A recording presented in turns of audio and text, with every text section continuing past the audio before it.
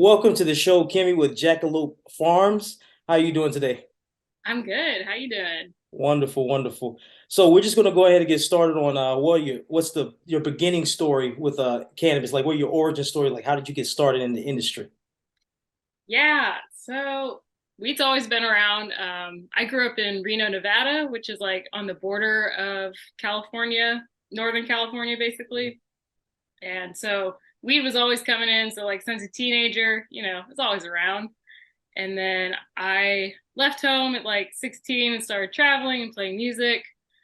And a lot of ways my friends are making money to like keep up that lifestyle was they go trim weed in Humboldt or just Northern California in general at weed farms. And, you get paid 200 bucks a pound. You can make, 400, 500 bucks a day. And it's only lasts like a month. So it's like the ideal lifestyle for, a young traveling musician. Hmm. And then, after years of doing that and just circumstances, I got offered a grow position at a big farm in Humboldt. And this was like the 215 days. Oh, Prop 215. Okay. Yeah. So, yeah, this is probably 2011 ish. Hmm. Yeah. I feel like I'm old, but I'm not that old. No, you're not old. You're not old at all. No. um, and yeah, I just took that position, took that opportunity to go grow weed. I was at a point in my life where I really just like wanted to hide away from, society and live on a mountain. And that's what happened. And it was just me and this other chick on this mountain, 45 minutes from town on this huge farm growing so much weed. It was So insane. cool. And we kind of didn't have any idea what we were doing. And it was hilarious, and there was a lot of learning. And I was lucky I was really young during that time because my It's body not. my body would hurt now. I completely understand. It sounds like you almost had like a cannabis moonshine type of adventure. Like you were in the mountains making moonshine, but you were making cannabis, which is really cool. Kind of, That's really yeah, cool. kind of how Humboldt is, like crazy mountain roads, back roads, dirt roads, down crazy canyons, weed all over the place, and So crazy obviously, neighbors. yeah, yeah. So obviously you have a love for music. What made you want to transition? And I'm not saying you gave up on music, but what made you stop dealing with music as much and go straight into the cannabis industry? Was it just like because you were able to make money, or that you wanted to kind of like hone your craft in music a little bit more? It was like actually like a tragedy. Oh wow.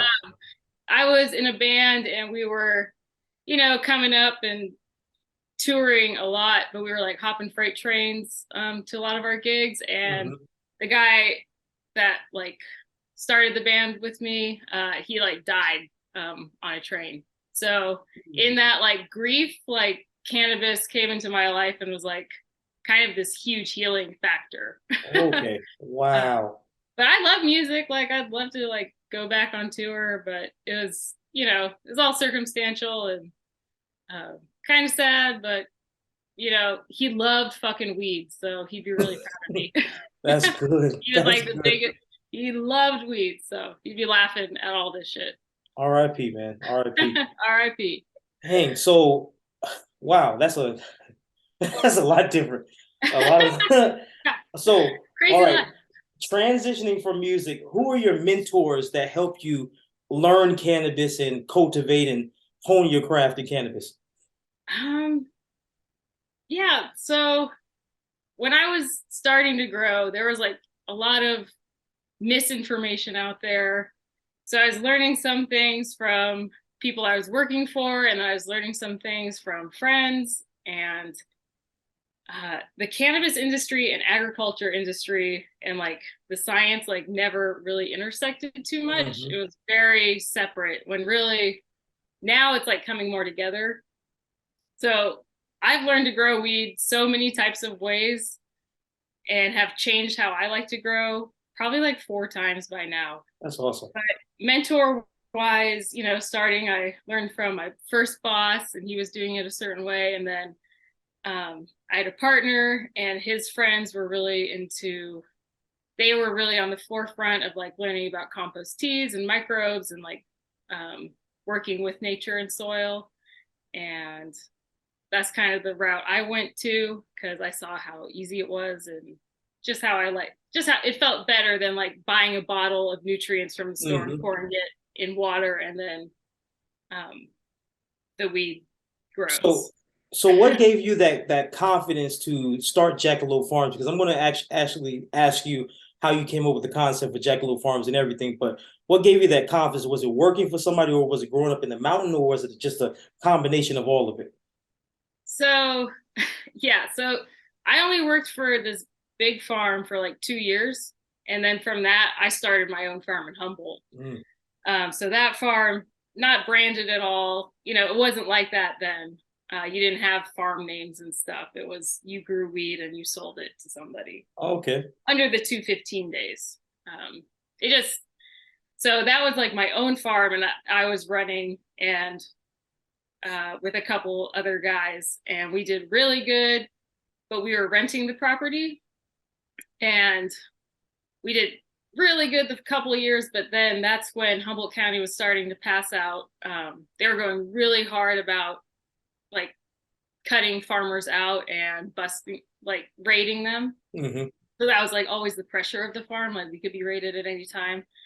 And I was in like a bluegrass band that played all the firefighter benefits out there and all like these weddings and stuff. So through our community connections, we got a tip off that we were on the raid list on the farm, on our farm that we started. So it was crazy. It was Wow. insane. So we had like 14-foot tall plants all over the place. We chopped them all down, moved them off the property. And then they came, like there was a convoy on our road, but they mostly got our neighbors and they didn't make it to our farm, but it's good that it was gone. And Yeah. that's basically what took us out of business was that raid. That didn't quite happen, but did happen. Yeah, but better safe than sorry. Yeah, because at that point, once that property was red flagged, it was red flagged forever. So we couldn't grow there again. So, and we were just renting it. So it was basically like the end of that farm. And then I bought a farm in Maine, and then that didn't work out. I mean, it worked out, but then I left. And then I called my buddy and I was like, what are you doing? And he's like, I'm in Oklahoma starting a farm. You should come out here. That's awesome. And it's just like taking opportunities in different places. And How was the industry in Maine? Maine was awesome. Really loose laws. Yeah, you could like, so under their medical program, they had like caregivers, so you could grow like 36 or 72 plants. And that's enough to like sustain. Yeah. Maine's super cheap to live in. So it was totally enough to like sustain and do other things. And yeah, everyone, a lot of resources, like really cool organic resources were out there. And a lot of people were like kind of back to the landers. Okay. It felt really similar to Humboldt. Okay, that's awesome. Back to the landers, and we were like in the middle of nowhere. So how was it when you transitioned from Maine to Oklahoma? How did you feel about that? Were you confident still, or were you excited, or were you just kind of like, we'll make do? I was stoked about Oklahoma. So I did 1 year on my friend's farm out here. Like I just kind of did a crop share where I did like my own little section, and then, succeeded in that enough to buy this property that Jackalope Farms is on. Awesome. So that was like the full commitment. We were like, all right, so if we're buying property out here and we're like going full in on building this farm, let's do it. Like, at this point, I feel like I can grow weed, but I've definitely been humbled a bunch in Oklahoma. Like lots of. I mean, sense. I feel like you're always getting humbled as a weed farmer. You think absolutely. You got it, and then you don't got it. Right. But then you just have to fix it, which I feel like that's like most of farming is just like fixing things all around you. So how did you come up with the brand name for Jackalope Farms? And just how did you come up with that concept?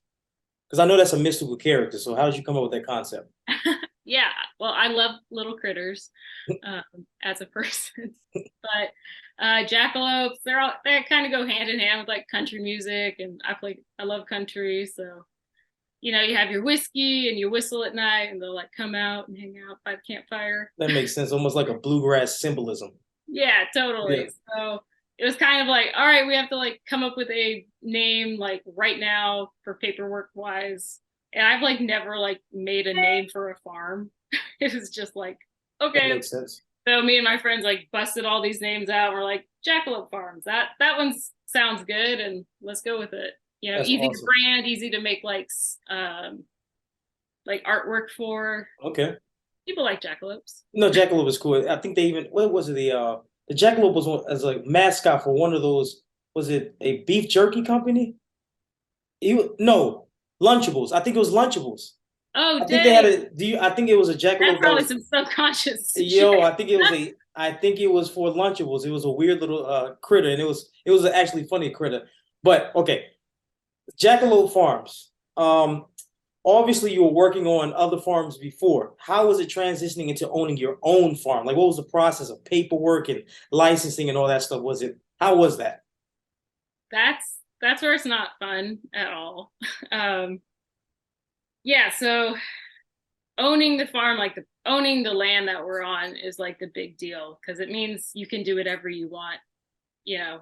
And Oklahoma is really loose. It's not like California where you have to like pull a permit to put up a fence or something. Wow. So it's not like that, but it was extremely overwhelming because we were trying to get a weed farm off the ground and running and growing in like 4 months. So Oh, we bought wow. this property in December. It was completely raw land. So that means it was all woods, nothing. There wasn't a driveway, no power, no water. Um, Whoa. yeah, we're a little insane. We were like No, that's really, awesome. That's an adventure. yeah. So me and my partner, he's like really good at building and like an electrician and um, just crazy enough to start it with me. And I'm like, yeah, we can like build a farm. It's no problem. Maybe like two people that have like workaholics and like don't know how to like say, oh, we can't do that. Like a lot of DIY stuff. Um, so yeah, we just got up and going and didn't stop. And I have not left this farm in like 3 years. Ooh. Well, cultivators like you need to be treasured because you all are willing to go through all that hard work, like building from the ground up, from treating your land to, like you said, he's doing all the electrical work and the DIY work. Like, Oh that's a yeah. lot. That's a lot to even still be inspired to keep running around in this business. Like, not only dealing with the politics of the cannabis industry, but all that work to keep it going. Like, Yeah, I'm I tired. commend you for that. That's amazing. That's amazing. Yeah, it's been there's been a lot of like, why am I doing this moments and you know, All it right, comes I with it. have one more question for when it comes to, like, I guess not the negativity of the cannabis industry, but the hardships of the cannabis industry. What has it been like dealing with like supply chain? What type of issues have you dealt with supply chain, like Oh, getting materials and all that type of stuff? Like, how's that been? that that's where it was really hard when we were building. So we came out kind of the year before 2020, or we were, yeah, it came out 2020 to the season, and then 2021 is when we bought this farm. And that's kind of when it was blowing up here. Everyone was Hmm. moving out here and building mega farms. So supply wise, I couldn't get any of the material I wanted. And then also we do like organic farming. So I want this whole farm like certified organic if it ever does go like US federal, Hmm. which means I'm trying to stay to standards of really strict standards of organics, which there's not many resources out in Oklahoma that follow those protocols. So there's a lot of glyphosates out here and a lot of pesticides sprayed on like all the hay, which Wow. means if you can't use the hay, you probably can't use the compost Very in true. a lot of places. And if and then there's a lot of like chicken houses out here. So any soil built from like local soil sources uses chicken litter from non-organic sources with antibiotics in their litter. Wow. Uh, it's like So, this whole rabbit hole, and it was really hard. But we found wow. like a rabbit compost guy that's like super clean, and then like we basically just built our own soil and built these like giant hugelkultur beds. So back to the chickens. Are you saying like they're eating pesticide grass, pretty much, or pesticide materials, and they're producing waste that's full of pesticides and it's messing up the ground? Is that what you're saying?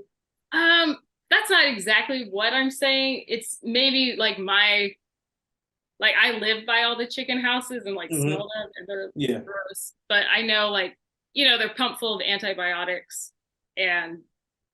antibiotics and they're sprayed with weird stuff to like so they don't Yeah. have mites on their Yeah. body. I see these like chicken like semi trucks of like chickens going to the slaughterhouse. And They're also genetically modified too, so yeah, they can grow faster and get bigger, more meat. It's gross. yeah. So I really didn't want to like risk putting like I don't know what's going on in those chicken houses Hmm. and I can't ask those people. They're not going to like Tyson's not going to tell you Their you know, regimen, yeah, their protocol. So if yeah, I can't trust what they have, I'm not going to use it at all. And that's like understandable. a lot of people, it's a huge resource out here and people do use it, which I'm not saying it's bad, but I'm saying You don't I'm want to not be near putting it. it on my cannabis plants because cannabis also has like rigorous testing. Like we have Yes. to pass insane like heavy metals, Oh, that microbial, makes sense. pesticides to even sell this cannabis on the market. So Ooh, everything has to be like really clean. that's Um, amazing. That so I just we learned something. basically built everything from scratch. Wow, that I just learned something new because I understand that they always talk about pesticides and even watching the type of nutrients that you use. Like obviously you can't go out there and just use Miracle-Gro, right? So Yeah. to learn that they even test you for the type of metals that may be in it, that's even harder because you have to watch the land that much harder. You have Oh to, yeah. Yeah, and like there's heavy metals in like man, everything. yeah, the water, everything. And cannabis is a bioaccumulator. So like they use the hemp plant to like go fix soils in Chernobyl to like Right, suck the heavy right, metal to get it out. out. Yes, yes. So versus all other plants, if there's heavy metal in your soil, like cannabis is a great plant to find it and like suck it up. God's plan. And if you test for it and if you're positive on it, you have to throw out your product. So And start over. Oh my gosh. Okay, let's talk about the yeah. fun part of cannabis, and that's what type of genetics have you come across while growing up, and even just up to now that you absolutely would add to your library and that are stained in your memory. Okay. Genetics. Um, let's see. So back in the day, I loved this one called Blackberry Kush. That was like I love that plant, and I could never find it out here. I love Girl Scout cookies. Uh, so recently, I got in touch with Purple Caper. He reached out to me, luckily, and he's like this old school breeder, and he's been breeding for so long. And I told him like all the old strains I used to love, and like he sent me a little pack, and he had a blackberry times Girl Scout cookie, and I'm like, oh my What a god! coincidence, right? So that's awesome. Uh, I do a lot of Purple City genetics for like my commercial production, just because they're a great like they're gonna produce, and it's gonna have the bag appeal and the nice THC. And they like are bred for like greenhouse production, which is Awesome. something I really look for. And then I get like some cuts from friends that are they're like, try that, you got to try this out. It did really good this year. And then I'm also like doing a little breeding myself, from like my friends that are breeders. Um, they send me stuff and I'll like take some males and then I start crossing them. But I am like not a professional breeder at all. It Like doesn't even I matter. give it to breeders, like I'm so happy you do your thing, so like I can do my thing. I was Um, literally about to ask you if you have for Jackalope Farms like a lineup of your own flagship strains, your own company strains, original strains, I'm and working on it. I'm working yeah. on So it. what's something that you're like? What strains have you seen where you're just like, I would definitely add these two to make I guess my own original strain. I'm gonna do, let's see, I have this fatso that does so good. Fatso's like I think a cap genetic, Okay. capulator. Mm-hmm. And it does so good in the winter. It does so good in the summer. It just like can handle it all in Oklahoma. And there's a lot to handle in Oklahoma I for get a it. Yeah. plant. I feel bad for the plants. Anyone that can handle it outside here, I'm like, you're the best genetics ever. So I'm going to breed that with a couple different pollens that I'm collecting from other friends' projects. So Okay. And what is Fatso a cross of? I think it's GMO. I'd have to look it up. GMO cookies? It's not GMO cookies. It's just GMO times. Oh my God. Should I look it up? No, look it up because everybody wants to know. And everybody wants to know. I always get asked that question, like, well, can you ask guests about their genetics? I'm like, absolutely. Oh yeah, GMO cookies times Legend OG. Ooh, Legend Yeah, OG. But GMO cookies is definitely on my favorite strains list. So, I have a GMO cookie here, and ooh, it's not cutting it for Oklahoma yet. okay. So At least what? this cut. I might need a different cut of it. Okay. So what are the trials and tribulations that you have to deal with the climate in Oklahoma? Like, how does that affect your growth? Yeah, the climate here is like extreme in all directions. So we get really hot and humid summers. Um, we get crazy windstorms. It can go from like a beautiful blue sky to like insane wind and like downpour in like 10 minutes, Mm. um, and lightning storms. And so like we have to do a lot of infrastructure here for our plants to keep them safe.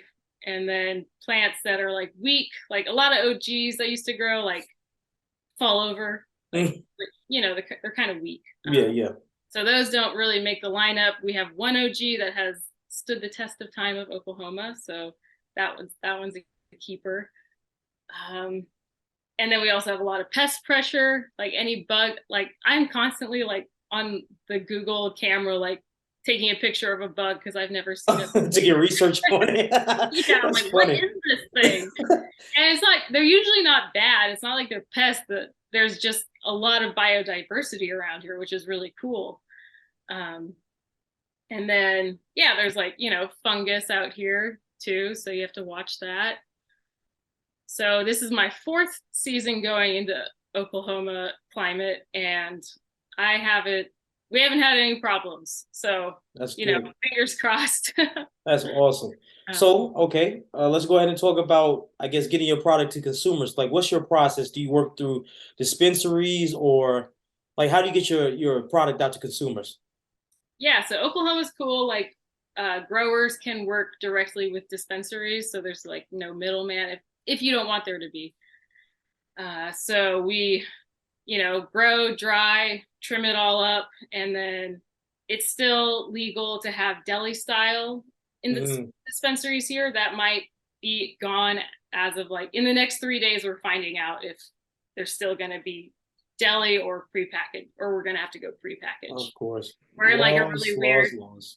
yeah, I hate it. I hate it. Oh my Um, gosh. so we just sell like bags of like weed to dispensaries and they put them in jars. That's the deli style that you're speaking of, right? Yeah, Okay, that makes sense. yeah, which is great. I love it. Less packaging, less Yeah. waste. Um, Less money, less just less cost on the company because the packaging that you have to order in those Mylar bags or whatever you ugh, choose is so expensive. And you have to choose like a lot of people they want to be sustainable or they just don't care, they just want to put their product out. So the Mylar bags are for the people who don't I guess they don't care as much about being sustainable versus somebody who wants to just put it like maybe in a jar, then you have to worry about glass. So it's a lot of things to worry about. So yeah, yeah, yeah. I hope you can still keep deli, but I don't think they'll keep that for too much longer because people like I pretty things. yeah, I'm not betting on it. I hope Yeah. so. Like being able to smell the weed before you buy it, I think is really important Yes, it is. to people because the nose knows The more than nose knows. Yeah. So, uh, so what's a lineup that you can give people who are watching this, who I guess look forward to what type of products that Jackalope Farms put out? What's a lineup of strains that you have on the market or that you're working with right now? yeah. So our first release will be in July, and we got Fatso, we got Mhm. Slurdy 3, uh, which is from Purple City Genetics, Okay. and then our Private Reserve OG. Oh, So okay. kind of got something new, something not so new, and then something classic in the mix. And then we have a little bit of lemon lava cake that'll be coming in. Okay. And that's our first greenhouse. And then our next one will be more fruity. We got some like Hella Jelly from Humboldt Seed Company, Ooh. and yeah, more lemon lava cake. And then Which- we got a whole pheno hunt going on in that greenhouse. So Okay. Which one have you smoked so far that smokes the best? my favorite is the lemon lava cake, but a lot of people, it's like some people don't like it because it's super an oily strain. Like, Okay. so it doesn't do the best joints, but it's a great bowl. Um, Wait, so how it does it smells affect the so joints? good. How does it affect the joints? What does it do to People the say it like, I don't get it because I roll it into a joint all the time. Yeah. But they say it's not as easy as like some other strains. Oh, they're Um, saying rolling it up is not as easy because it probably like yeah, slides around a lot. That's yeah, hilarious. yeah. I'm like, okay, whatever. And then we're also working with some processors to do like live rosin and Oh, awesome. so I That's used to awesome. make bubble hash back in the day, and it's so cool that bubble hash is now cool again. Oh, And it is. And rosin. have you heard of Piatella? No, what's that? Piatella is something I keep hearing about. I think it's an old cold process way of making hash. Um, just it's called Piatella. It's an old process that I've been told about. I had never heard of it, but they said some guy is bringing it back to the Oh, states. So I wonder yeah, if it's yeah, if it's like an Afghani thing or something. I'm not sure. I forgot. It sounds Italian to me, Piatella. But I don't know. They said it's a process of rosin that was forgotten as an art, a way that they make it that was forgotten, and they're trying to bring it back. Um, Nice. but yeah, I can't wait to see more of that. I'm But into it. yeah. So what companies out there that you've seen in the industry that kind of maybe inspire you, or that you would maybe want to run your own business after, or even collaborate with in the future? Um,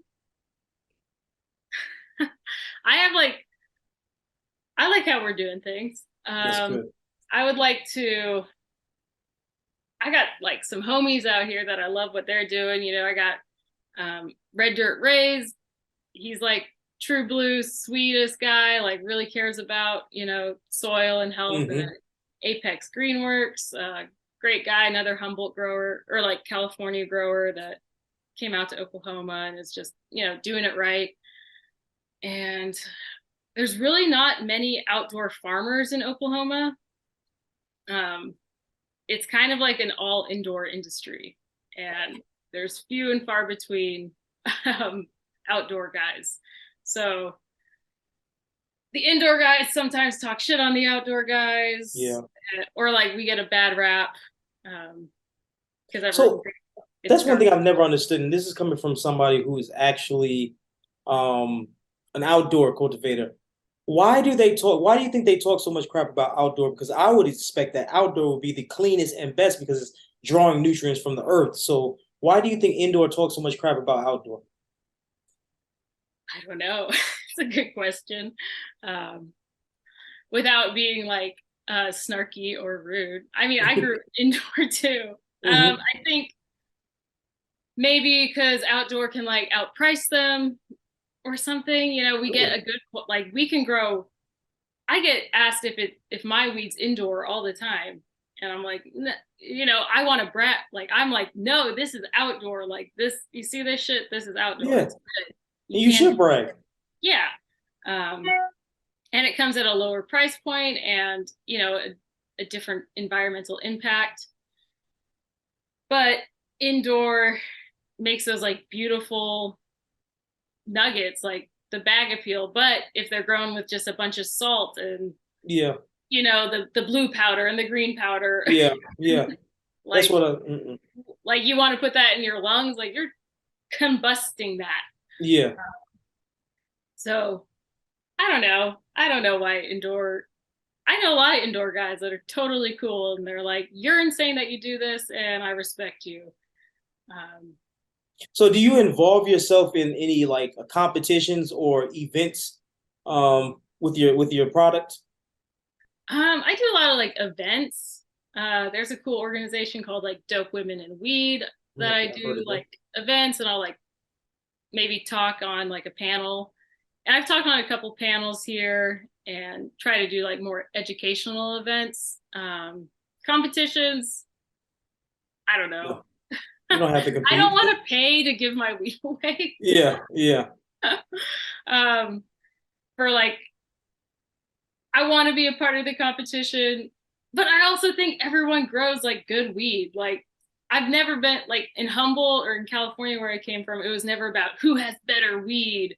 Hmm. Like, everyone grew awesome weed. It was just different. Um, and I think the competition, I don't know. I'm like Do you? not Oh, I'm glad you brought that up because you know a lot of commercial companies get a lot of slack for even having good product. Like for example, cookies, Jungle Boys. Because I personally thought that Jungle Boys had some pretty good bud. I haven't had too much cookies, but do you think a lot of these major brands are suffering from actual quality, or do you think it's just people are just having something negative to say?